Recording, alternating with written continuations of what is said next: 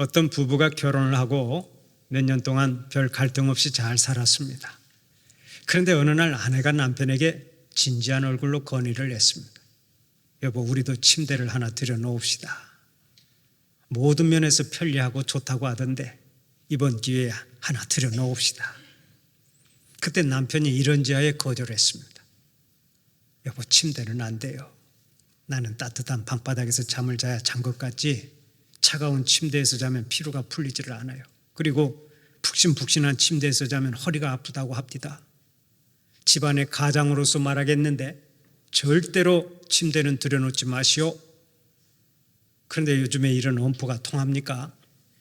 그 다음날 저녁에 남편이 집에 들어와 보니까 침대 하나가 안방을 턱 차지하고 있었습니다.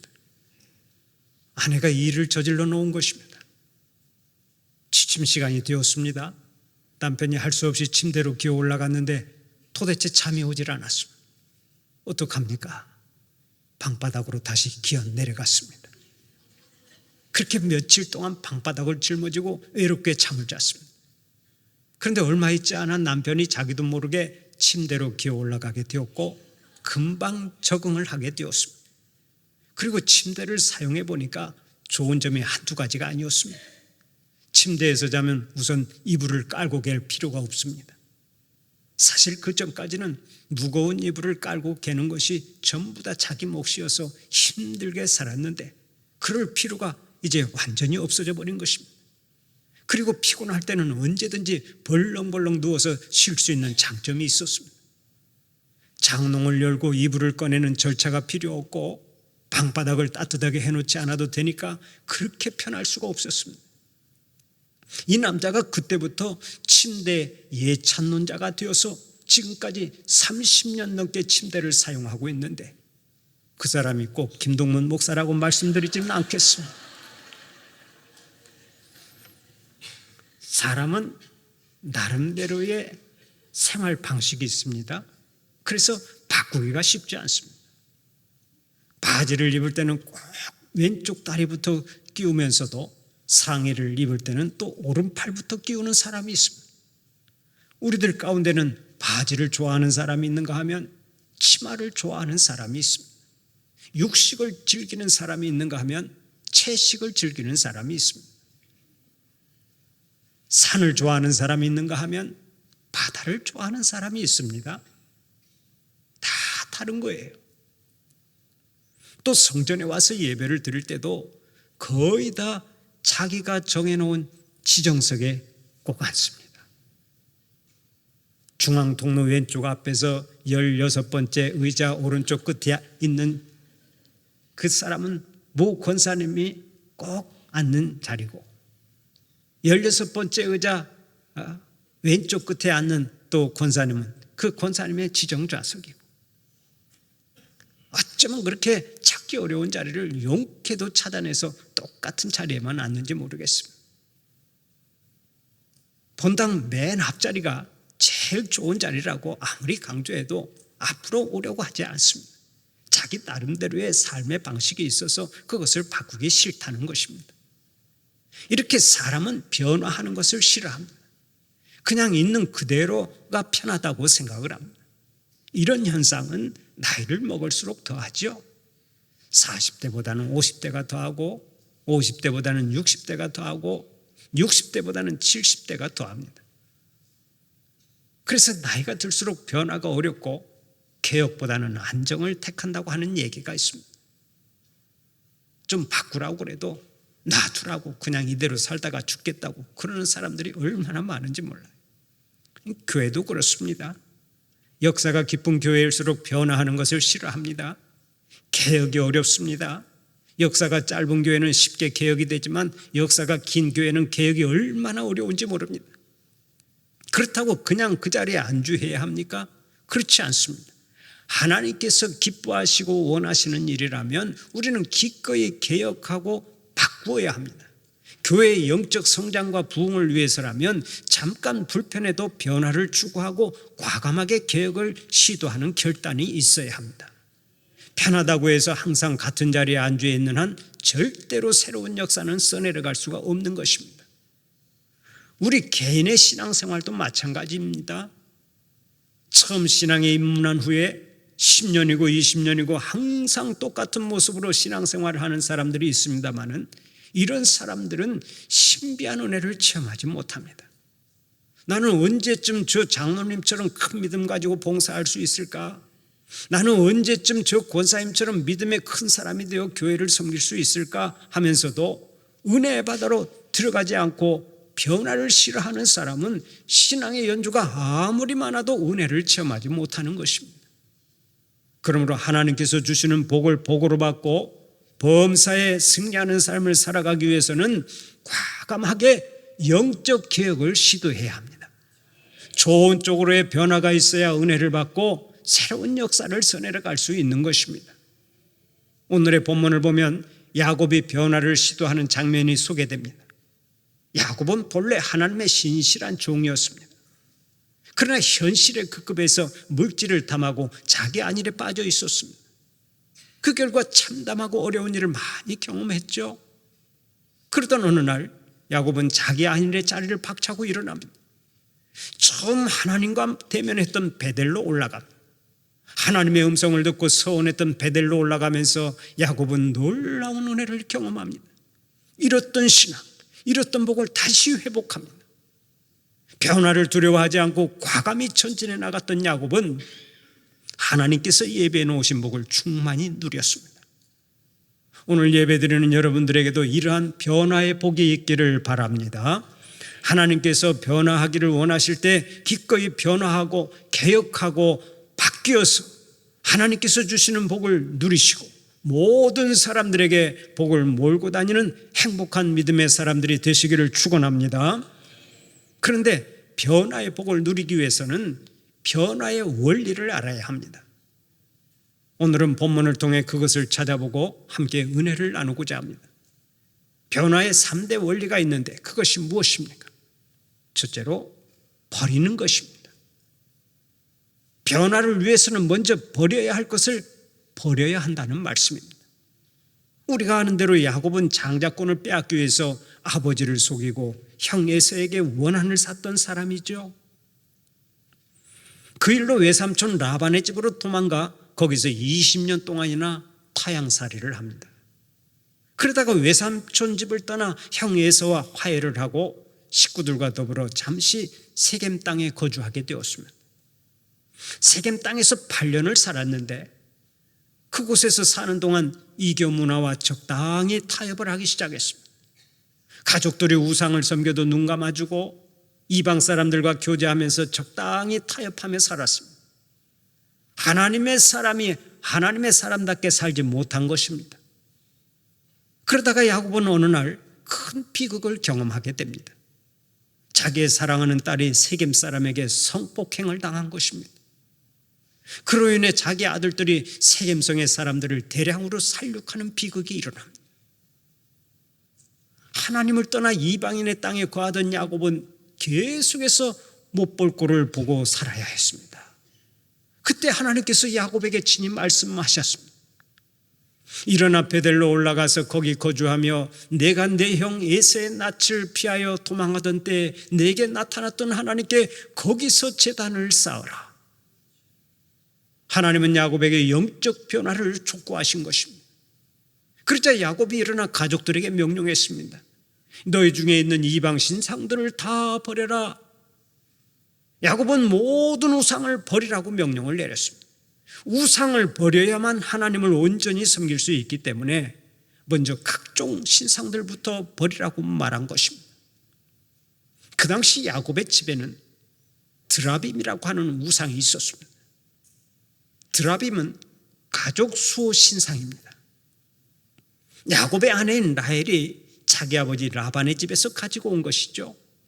그것을 알고 있던 야곱이 먼저 우상을 버리라고 했습니다. 그때 야곱의 말을 듣고 식구들이 모든 이방 신상과 귀고리를 내놓았습니다.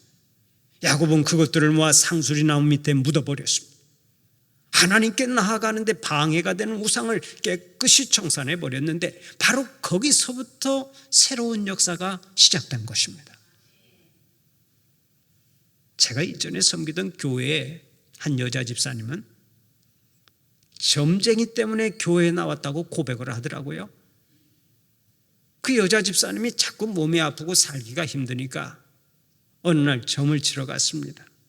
그랬더니 그 점쟁이가 이렇게 말했답니다. 당신은 예수 믿어야 살 사람이요, 다 집어치우고 예수나 믿으시오. 그래야 건강하게 살 수 있습니다. 그 말을 듣고 이 집사님이 섬기던 우상을 다 집어던졌습니다. 그리고는 즉각 교회에 나와서 예수님을 믿었습니다. 말씀과 기도로 은혜를 많이 받았습니다. 어느 순간 건강을 완전히 회복했습니다. 얼마나 놀라운 일입니까? 이렇게 구원받을 사람은 점쟁이의 말을 통해서라도 구원을 받습니다. 제가 신방을 가서 그 얘기를 듣고 한마디 했습니다. 집사님, 그 점쟁이가 진짜 제대로 된 점쟁이입니다. 제가 나중에 감사패라도 하나 증정해야 되겠습니다. 이제는 헛된 우상 다 버리고 예수 잘 믿으시기 바랍니다. 그랬더니 아멘 하고 화답했는데 지금은 하나님 제일주의로 살면서 남편과 자녀들, 손자, 손녀까지 전부 다 전도해서 주님 앞에서 죽도록 충성하고 있습니다. 어디서든 변화는 버려야 할 것을 버리는 데서부터 시작됩니다. 가지고 있는 우상을 버리지 않으면 변화는 절대로 불가능한 거예요. 한번 생각해 보세요. 알코올 중독자가 새 사람으로 변화되려면 술 먹는 습관을 버려야 되지 않겠습니까? 계속해서 술을 마시면서 새 사람으로 살 수는 없습니다. 과감하게 술 마시는 습관을 버려야 합니다. 완전히 끊어버려야 하는 것입니다. 우상을 섬기는 사람도 마찬가지입니다. 우상이 보이는 우상이든 보이지 않는 우상이든 과감히 청산을 해야만 새로운 역사가 시작되는 것입니다. 여러분이 지금 하나님께 나아가는데 방해가 되는 것이 무엇입니까? 돈에 대한 탐욕입니까? 그렇다면 빨리 그것을 버리세요. 세상 쾌락이 방해가 됩니까? 그렇다면 빨리 세상 쾌락을 버리세요. 술이 방해가 되면 술을 버리고, 도박이 방해가 되면 도박을 버리고, 욕심이 방해가 되면 욕심을 버리고, 교만이 방해가 되면 교만을 버리시기 바랍니다. 하나님 앞에서 우상이 되는 것은 작은 것이라도 다 버려야 새로운 역사가 시작되는 줄 믿으시기 바랍니다. 복음성가 중에 이런 찬양이 있습니다. 세상 등지고 십자가 보내, 세상 등지고 십자가 보내, 세상 등지고 십자가 보내, 뒤돌아서지 않겠네. 할렐루야. 이 찬송 많이 불러보셨죠? 세상 등지고 십자가 보내, 세상 등지고 십자가 보내, 뒤돌아서지 않겠네. 이 신앙 고백이 여러분의 신앙 고백이 되시기를 바랍니다. 이사야 55장 7절을 보면 오늘도 이렇게 말씀합니다. 악인은 그의 길을, 불의한 자는 그의 생각을 버리고 여호와께로 돌아오라. 하나님께서 기뻐하시는 길을 가려면 먼저 악의 길을 떠나고 불의한 생각을 버리라고 말씀합니다. 악한 것을 버리지 않고는 하나님께서 예비하신 복을 받을 수가 없기 때문에 그렇습니다. 사랑하는 우리 성도들은 세상의 우상과 세상의 쾌락은 등지고 새로운 역사를 써내려가는 자들이 되시기를 바랍니다. 버려야 할 것을 다 버려서 변화의 복이 여러분 가운데 충만하시기를 축원합니다. 두 번째로 바꾸는 것입니다. 변화의 원리 중에 바꾸는 것이 두 번째 원리입니다. 버릴 것을 버렸으면 새로운 것을 취해야 한다는 얘기입니다. 그렇습니다. 우리 속에 더러운 것을 버렸으면 새로운 것으로 채워야 합니다. 만약 버릴 것을 버렸는데 새로운 것을 채우지 않으면 상황은 언제든지 악화될 수가 있는 것입니다. 성경을 보면 이런 비유가 나옵니다. 어떤 사람이 귀신에 들려서 많은 고생을 했습니다. 그러다가 하나님의 은혜로 나음을 입었습니다. 그런데 그 빈 심령에 하늘에 신령한 것들로 채우지를 않았습니다. 그랬더니 쫓겨난 귀신이 자기보다 더 악한 귀신 7을 데리고 들어와 또다시 그 사람을 점령해 버렸습니다. 그래서 처음보다 나중에 더 형편없게 되어버렸습니다. 얼마나 불쌍한 인생입니까? 버릴 것을 버렸으면 이제 좋은 것으로 채워서 삶의 내용이 달라져야 하는 것 아니겠습니까? 좋은 쪽으로 바꾸어져야 돼요. 그래야 인생살이가 복된 인생이 되는 것입니다. 오늘의 본문 2절을 보면 야곱은 가족들에게 이렇게 말합니다. 자신을 정결하게 하고 너희들의 의복을 바꾸어 입으라. 몸과 마음을 정결하게 하고 의복을 바꾸어 입으라는 것입니다. 여기서 의복을 바꾸어 입으라라는 말은 옷을 자주 갈아입으라라는 뜻이 아닙니다. 이 말의 원뜻은 회개를 의미합니다. 과거의 죄악된 생활을 버리고 새롭게 살아라, 삶을 완전히 바꾸라라는 뜻입니다. 여러분, 하나님께서 주시는 복을 원하십니까? 그러면 삶의 태도를 한번 바꿔보세요. 한때 어떤 가수가 나와서 바꿔 하고 노래를 했는데 그 말 그대로 잘못된 것을 한번 바꿔보세요. 매주일 교회에 늦게 나오는 습관을 바꿔보세요. 일찍 나와서 하나님의 은혜를 사모해 보세요. 삶이 달라집니다. 평소에 사용하는 말도 바꿔보세요. 왜 말을 바꾸지 못해서 허구한 날 다른 사람에게 불쾌감을 주고 상처를 주면서 살아갑니까? 말을 아름답게 바꾸면 사는 것이 달라지는 줄 믿으시기 바랍니다. 누구에게나 사랑받고 존경을 받고 사람들이 즐겨 찾아오는 역사가 일어나는 거예요. 이미 여러분에게 선포한 북북교회 10대 행복 언어를 즐겨 사용해 보십시오. 잊어버렸을 것 같아서 이 시간에 다시 한번 복습을 하겠습니다. 한번 따라서 해봅시다. 반갑습니다. 사랑합니다. 감사합니다. 미안합니다. 훌륭하십니다. 수고하십니다. 좋습니다. 한번 해봅시다. 용서하세요. 다 모르고 그랬는걸요 뭐. 아멘입니까? 옆 사람에게 한번 축복하십시다. 반갑습니다. 사랑합니다. 감사합니다. 다 모르고 그랬는걸요 뭐. 여러분이 방금 말씀하신 것이 행복을 창조하는 언어입니다. 이 말씀만 즐겨 사용하면 여러분들은 날마다 행복을 창조하고 이 땅에서부터 천국을 살아가게 될 줄로 믿습니다. 언어를 바꾸세요. 언어를 바꾸면 우리의 삶이 바꿔집니다. 또 성질도 좀 바꿔보세요. 불같은 성질 좀 바꿔서 사는 것을 천국으로 만들어 보세요. 온유한 사람이 땅을 기업으로 받는다고 했습니다. 그런데 온유한 마음으로 살려면 그 비결이 있습니다. 항상 성령 충만하면 됩니다. 성령으로 충만하기만 하면 성령님이 나를 주장하셔서 급한 성질도 죽고 언제나 온유한 사람으로 살게 되는 것입니다. 제가 자주 말씀드렸습니다마는 제발 성질 충만하지 마시고 성질 충만한 대신에 성령으로 충만하여 살아가시기를 바랍니다. 성령 충만해서 급한 성질도 죽고 언제나 온유한 사람으로 살아가시기를 축원합니다. 그리고 얼굴 인상도 바꿔보세요. 그렇지 않아도 세상이 암울한데 왜 그렇게 항상 우울한 얼굴로 살아갑니까? 우리는 하늘나라의 대사들입니다. 그리스도의 증인들입니다.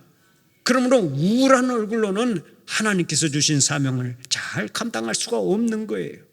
오직 은혜 충만, 기쁨 충만한 얼굴로만 사명을 잘 감당할 수 있을 줄로 믿고 여러분들의 얼굴을 환한 얼굴로 바꾸어 가시기를 바랍니다.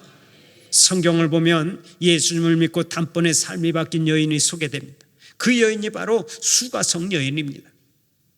그녀는 결혼을 5번이나 하고 6번째는 한 남자와 동거를 하던 여자였죠.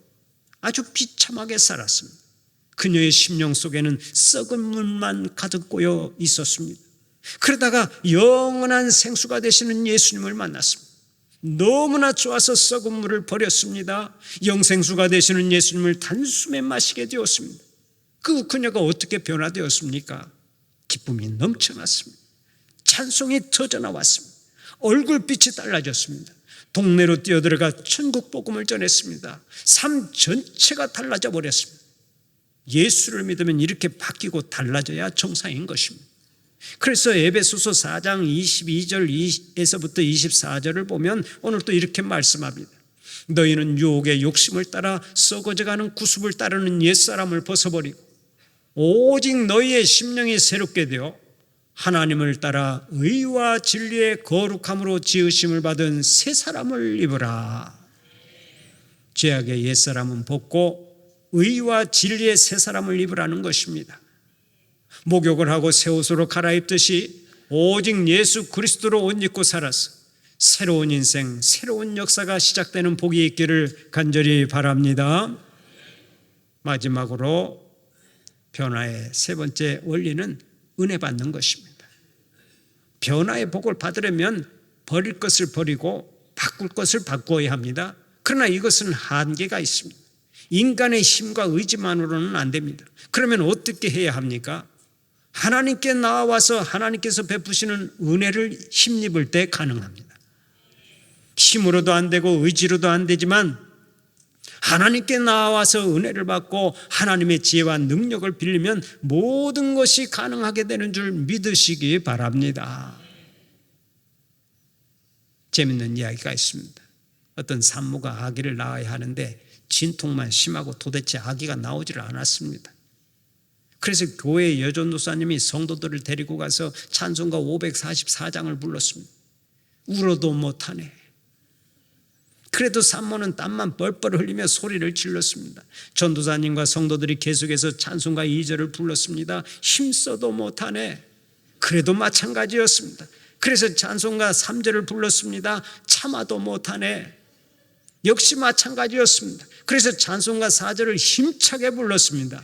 믿으면 되겠네. 주 예수만 믿어서 그 은혜를 힘입고 오직 주께 나가면 영원 삶을 얻네. 그랬더니 아기가 으앙 하고 나오더랍니다. 나의 힘과 의지로는 안 되지만 하나님 앞에 나아가 은혜 받기만 하면 모든 일에 승리하고 모든 일에 형통하게 되는 것입니다. 그러므로 우리는 어찌하든지 하나님 앞에 나오는 것을 즐거워해야 합니다. 기뻐해야 한다고요.